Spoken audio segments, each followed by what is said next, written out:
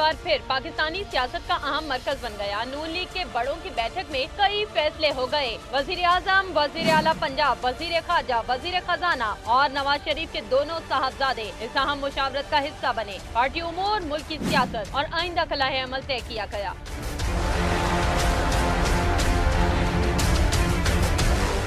इजलास के बाद सहाफियों से गुफ्तगू में नवाज शरीफ ने एक बार फिर फ्री एंड फेयर ट्रायल न होने का शिकवा किया। उनका कहना था कि फेयर ट्रायल होता तो पनामा के बजाय अकामा पर नाअहल करने का क्या जवाब बनता। सब कुछ देख और समझ रहा हूँ। तहाँ मैं एहतसाब अदालत में पेश होने के लिए 2 नवंबर को वापस पाकिस्तान जाऊंगा। उन्होंने कहा कि पार्टी में कोई तकसीम है और न ही कोई माइनस नवाज फॉर्मूला है। जराये का कहना है कि इजलास से पहले नवाज शरीफ और शाहिद खाकान अब्बासी के माबैन अहम मुलाकात भी हुई, जिसमें शहबाज शरीफ भी शरीक थे। दूसरी जानिब मीडिया से बात करते हुए वज़ीर आज़म शाहिद खाकान अब्बासी का कहना था कि साबिक वज़ीर आज़म नवाज शरीफ से जाती नौयत की मुलाकात की और इसके लिए हुकूमत से 1 दिन की छुट्टी ली। वज़ीर आज़म ने कहा कि मुस्लिम लीग नून तोड़ने की बात अफवाह पर मबनी है। दूसरी जानिब वज़ीर आला पंजाब शहबाज शरीफ का कहना था कि नवाज शरीफ पार्टी के सदर और सरबराह हैं, तमाम मामलात उनकी मुशावरत से होंगे, जबकि नवाज शरीफ का फेयर ट्रायल का मुतालबा जायज है। वाज़ेह रहे कि नैब रेफरेंस में गुज़िश्ता समात में पेश न होने पर नवाज शरीफ के काबिल जमानत वारंट गिरफ्तारी जारी हो चुके हैं और अदालत उन्हें 3 नवंबर को पेश होने का हुक्म भी दे चुकी है। नवाज शरीफ 5 अक्टूबर को लंदन गए थे और उन्हें 23 अक्टूबर को वापस आना था, लेकिन उनकी वापसी का शेड्यूल 4 बार तब्दील हुआ और वो पहले लंदन से सऊदी अरब चले गए, जिसके बाद दोबारा लंदन पहुँच गए, जबकि वज़ीर आज़म समेत दीगर आला क़यादत वापस पाकिस्तान आ गयी।